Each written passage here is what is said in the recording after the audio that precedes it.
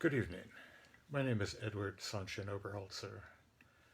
I'm the resident priest and guiding teacher at the Joseph Priestley Zen Sangha in Lewisburg, Pennsylvania. We're a part of Empty Moon Zen. So here's an interesting question. Well, at least it's interesting to me. We all know that the precepts, those 10 grave precepts, taking them literally or metaphorically, we know they're impossible. No living being ever walks the face of the earth without killing. No one sips water, no one who scratches an itch, swallowing or obliterating something. Anyone who makes the claim that they don't is, well, either deluded or breaking the precept against lying.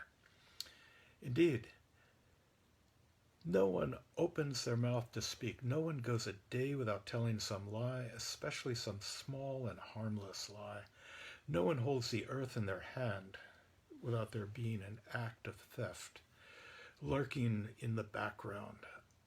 Broken promises to some tribe, racist covenants dictating so-called legal ownership.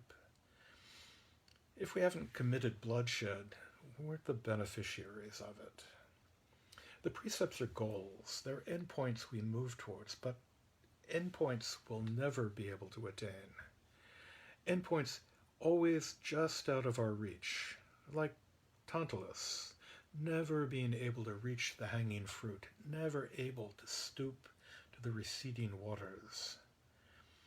Just as the infinite is not some huge number, but a direction towards which we might move without being able to encompass it, always just out of our reach, always just around the corner. So the precepts are impossible. An impossible goal, though a goal towards which we must move. And not just the precepts, the 4 bodhisattva vows, vows that can no more be accomplished than you can square a circle, yet vows that call out to us to strive for. The Gospels gave us the word hamartia, a word we translate from the Greek as sin, a word that actually comes from the practice of archery, where it refers to missing the target, and which carries with it the interesting idea that sin, a falling short, is something that can be rectified through practice.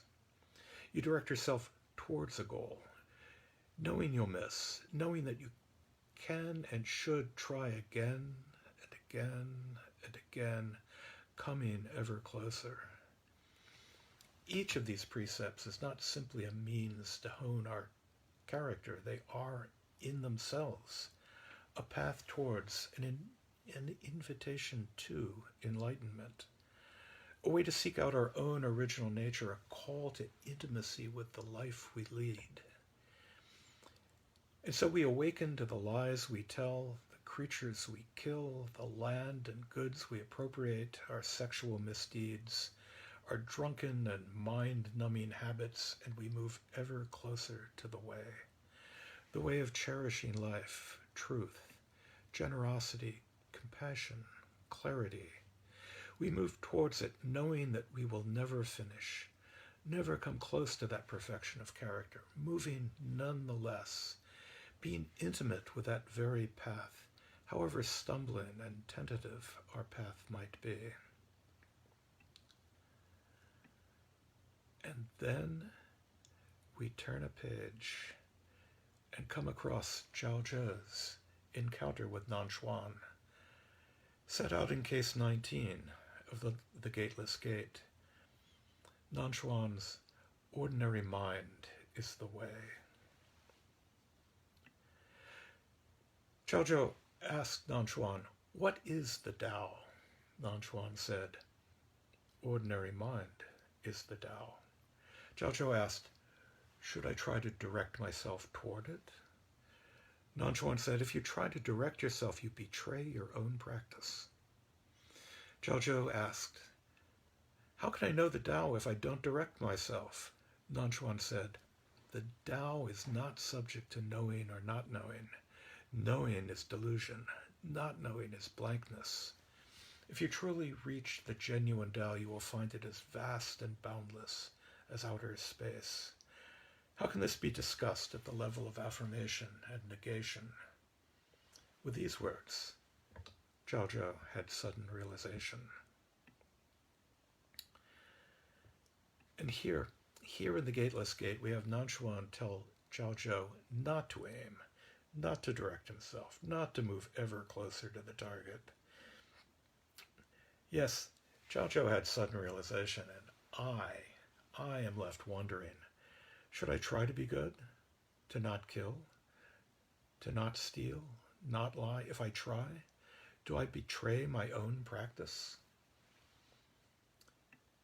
The way, the Tao, comes in Lao Tzu's classic. It comes together with the Te, the classic of the way and integrity, the Tao Te Ching. And this is the same Tao that Chao-chou asked about. We follow the way wholeheartedly.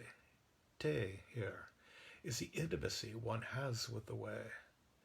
Wu Wei, the way of non-action, is our immersion in the way, in the Tao, our surrender to it, our becoming one with and opening our hands to the way.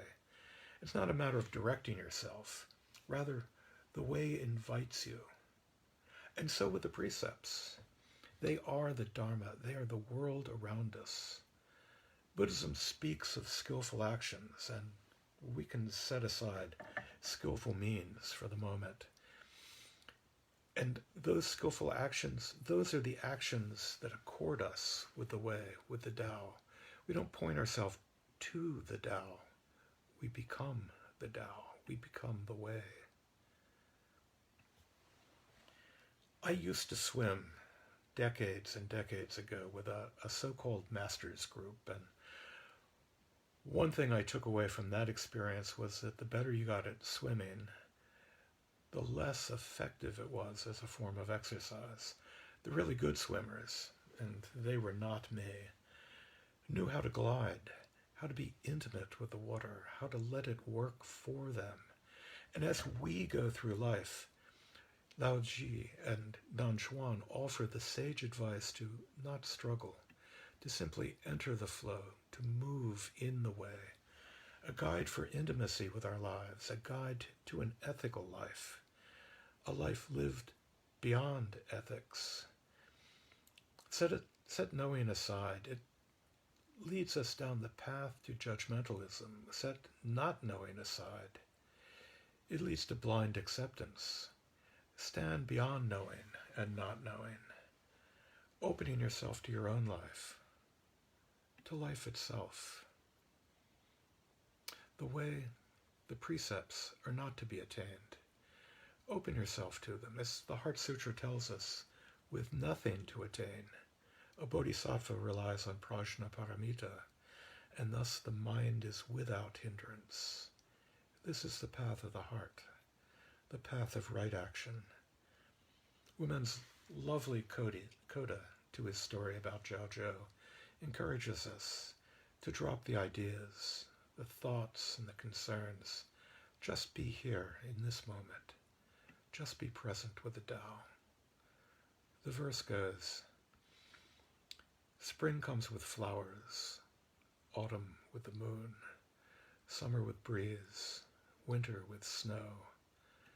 When idle concerns don't hang in your mind, that is your best season. Don't direct yourself. It's not target practice. That is your best season. Thank you.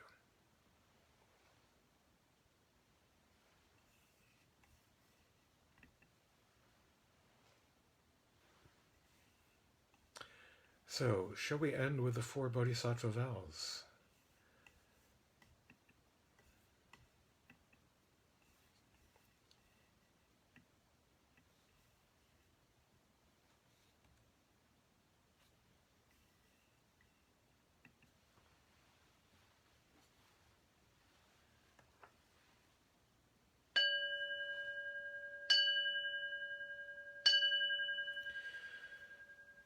The 4 bodhisattva vows.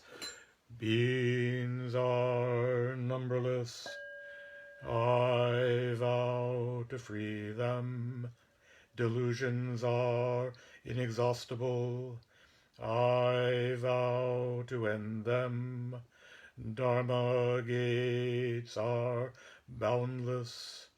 I vow to enter them. The Buddha way is unsurpassable. I vow to realize it. Beings are numberless. I vow to free them. Delusions are inexhaustible. I vow to end them. Dharma gates are boundless. I vow to enter them.